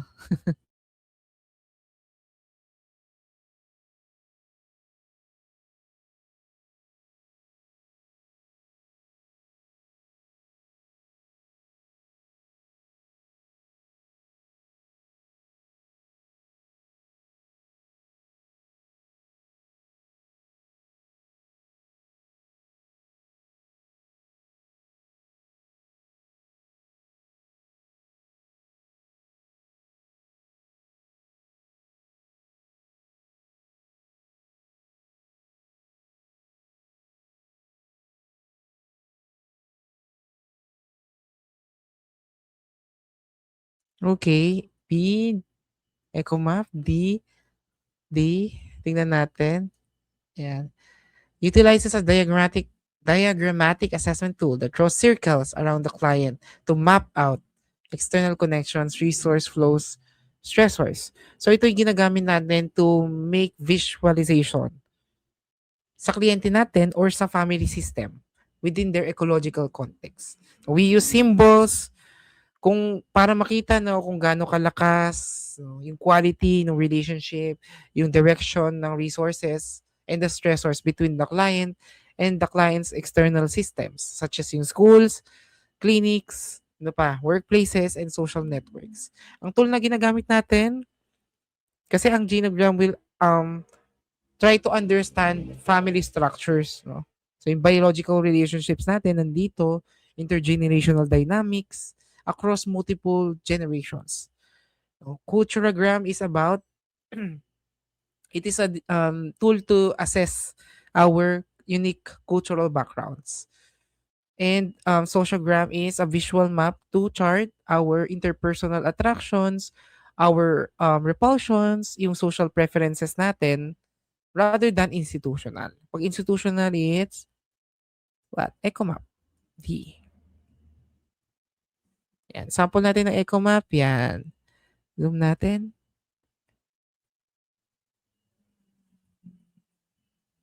Yan. Maya, our client, full-time working parent. She has positive influence with yoga classes. No, strong support between her close friend, trusted relationship niya is her doctor, helpful is the parenting group, therapist niya is supportive to her. Occasionally use mindfulness map or app or mixed sleep routine, nutrition is fair. Ayan ay ating Echo Map. So nakikita natin sa Echo Map, no, it's about our family system, client system to check kung gaano katindi or gaano kalakas yung ating quality of relationship or connection with them.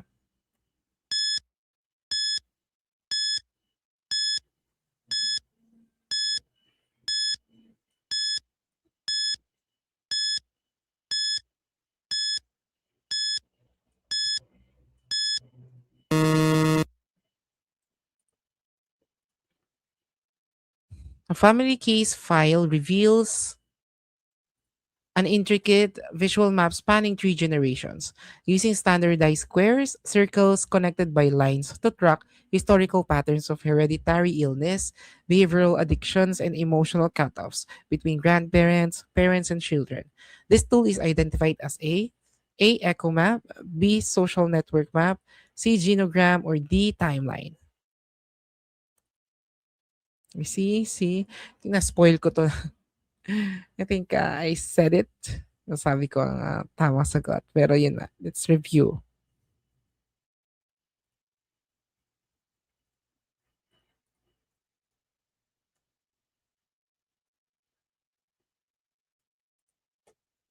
Sagot lang kayo, guys.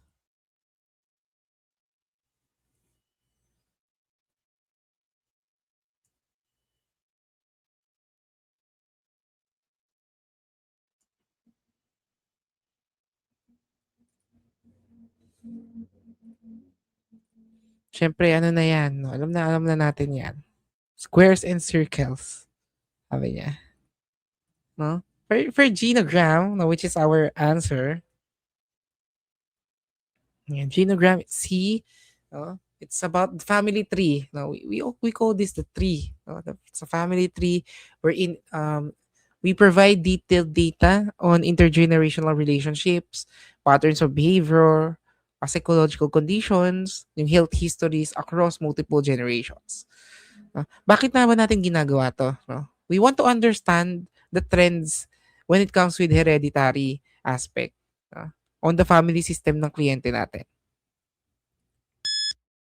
Ayan, genogram. Ito ang example natin, no? Nakita natin there's squares and circles. Yan. And ito yung mga per generation, no? And nakikita natin how is it that ano yung behavioral patterns nila.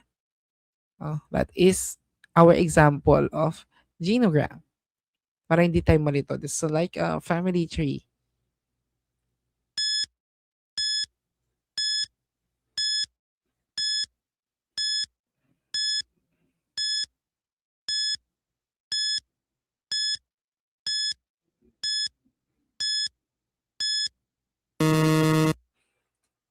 A social welfare department modifies its service model by cutting direct public assistance grants, expanding private contractor partnerships, and requiring welfare recipients to participate in market competitive employment programs. This shift is influenced by which macroeconomic ideology?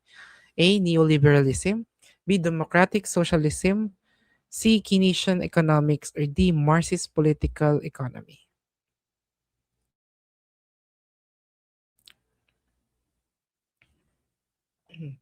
With this naman, again, reducing state-funded aid, private contracts, market incentives. We want to promote what? Pag mas maraming businesses, mas maraming kita, mas maraming competition. Neoliberalism. A. Like what we've encountered kanina sa ibang items. Okay, next.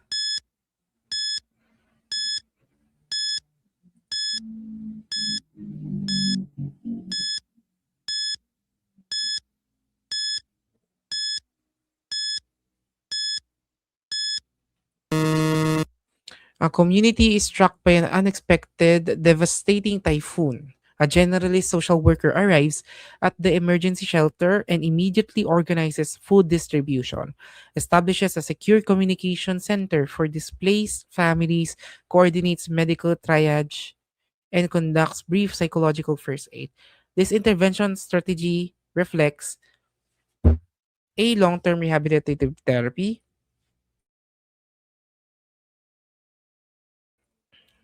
and B. Radical structural advocacy, C. Generalist practice in crisis situations, or D. Macroeconomic resettlement allocation.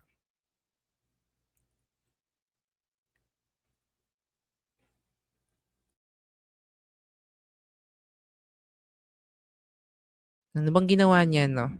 First and foremost, it's a generalist social worker. No, generalist, no, he can or she can utilize individual, which is casework, group work, and community organization. Ang ginawa niya, immediately organizes food distribution, establishes secure communications, coordination, yan, and brief psychological first aid. So ano ginawa niya, no? The social worker uses or used all his multi-level skills.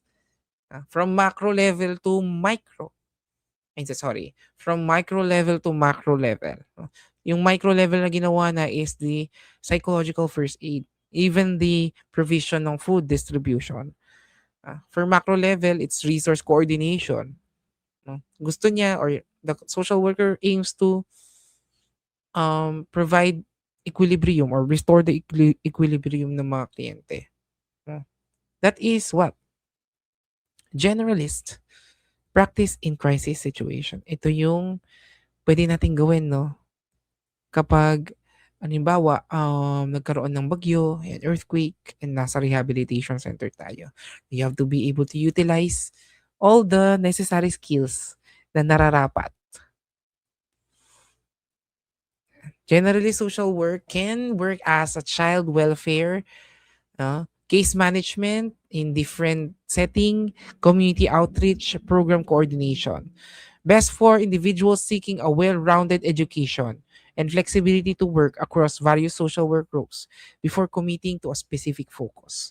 Ayan, kayo, no, pag naging social worker na kayo, you have to first experience iba't ibang klaseng method ng social work para malaman nyo kung ano gusto nyong i-focus. Saang area kayo magaling, san area kayo nag excel. Yun ang generally social work practice natin.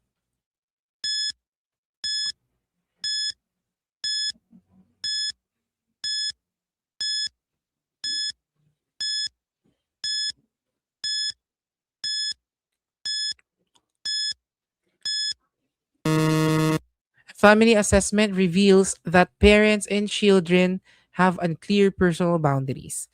Individual piracy or privacy is encouraged. Family routines are rigidly enforced, and any independent thinking by a child is viewed as a betrayal of family loyalty.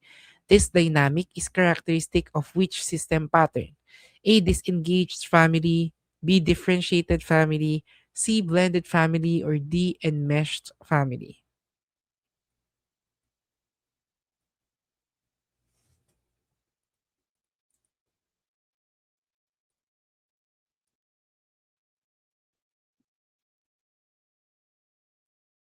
Anong type of ano 'to, family? Sige. We have D,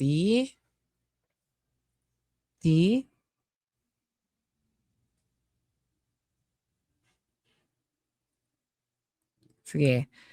Now we're looking about um individual privacy is encouraged. So you cannot, decide on your own.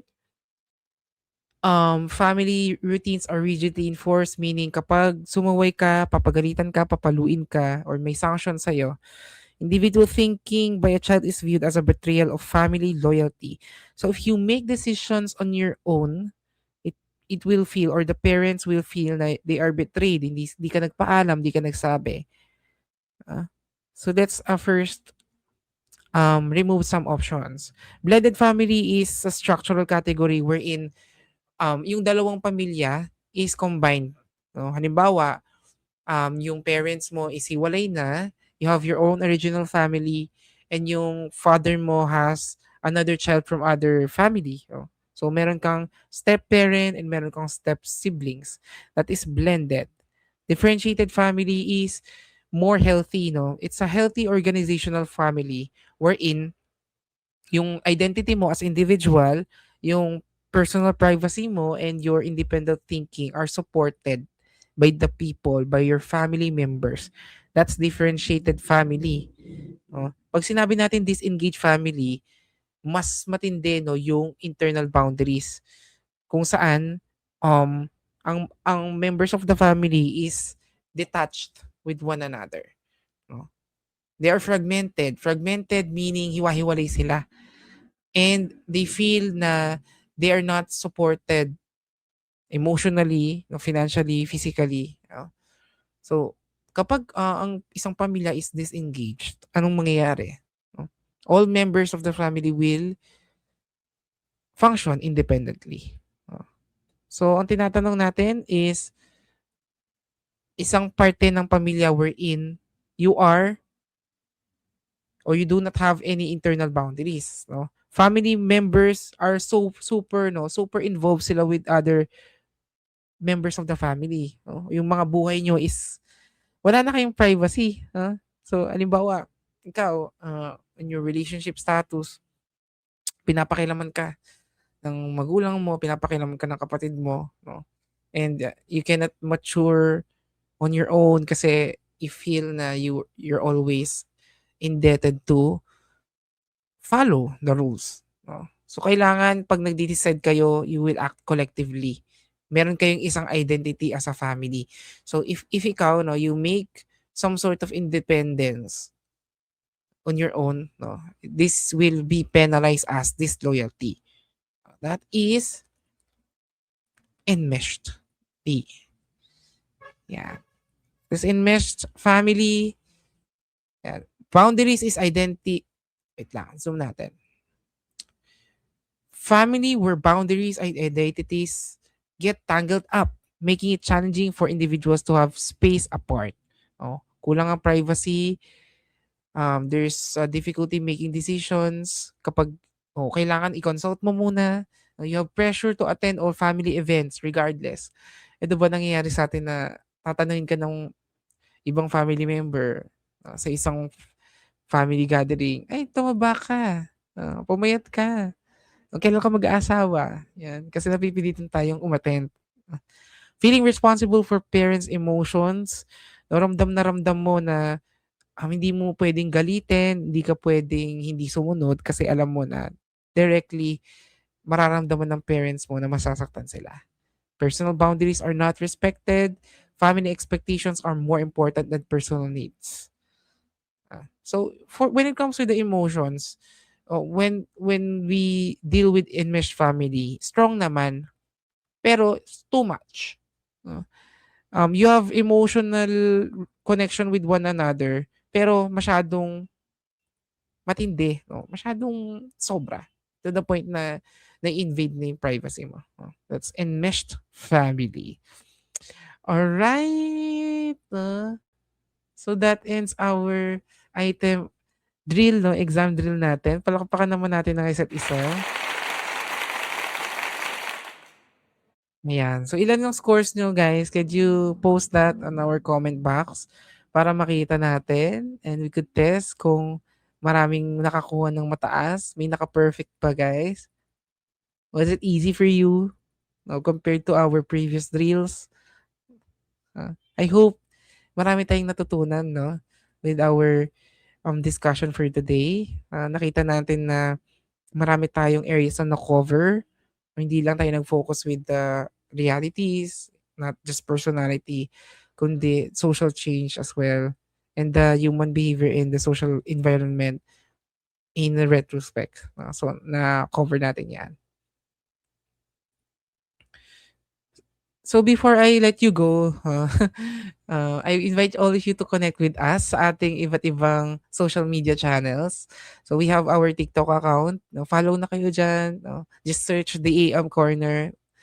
We also have our Facebook page kung saan naka-stream ngayon ang ating video. No? Please follow us. Malapit na tayo mag 1K followers. So sana ma-reach natin yan anytime soon. And of course, our YouTube channel, the AM Corner. We have free videos no, available. Marami na tayong na-cover. We have tips and tricks. We have the laws.